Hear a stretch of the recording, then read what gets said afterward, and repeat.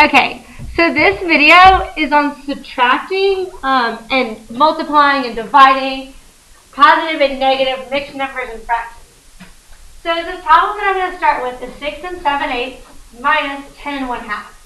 So with both adding and subtracting fractions, you need to find common denominators.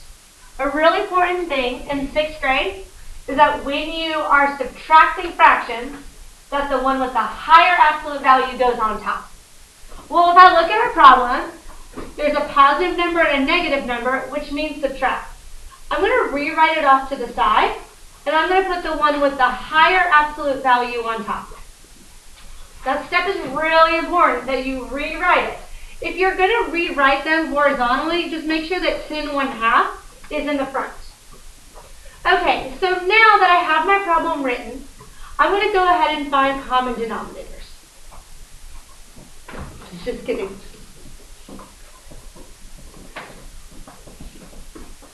Okay, so now that I have the right common denominator, I'm going to go ahead and subtract. The only problem is if I have 4 apples, you can't take 7 of them, so we're going to have to borrow. You borrow from the whole number. So I'm going to borrow from 10 and make that a 9. Now, I get to add a whole to my fractions. Well, a whole would be the same as 8/8, right?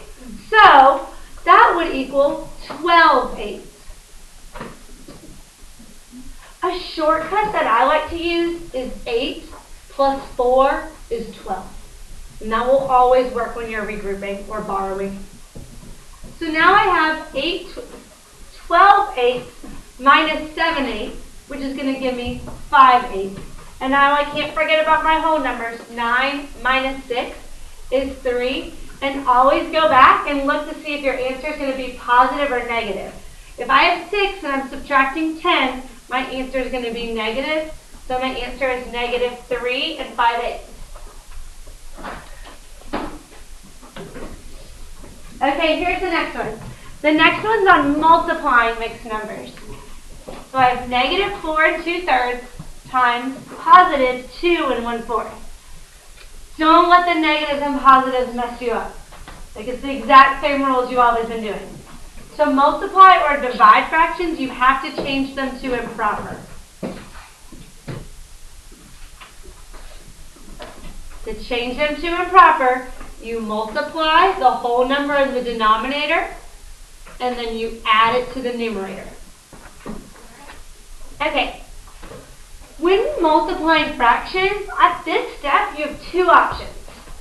You can multiply across and say 14 times 9 equals, and 3 times 4 equals. You would get your answer and simplify it. I'm going to model how to cross-simplify, and we're going to practice this so that you can become really fast at it. It'll help you reduce some of those careless errors with large numbers. You look across and you think, is there a number that you could divide both the numerator and the denominator by? 2.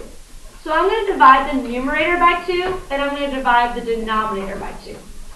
I could do the exact same step on these other 2. I could divide this one by 3 and divide this one by 3. Now when I multiply across, I'm just kidding. Now when I multiply across, I get negative 21 over 2. 7 times 3 is 21. 1 times 2 is 2. And then you always have to simplify your answer. So you're going to write your answer as a mixed number.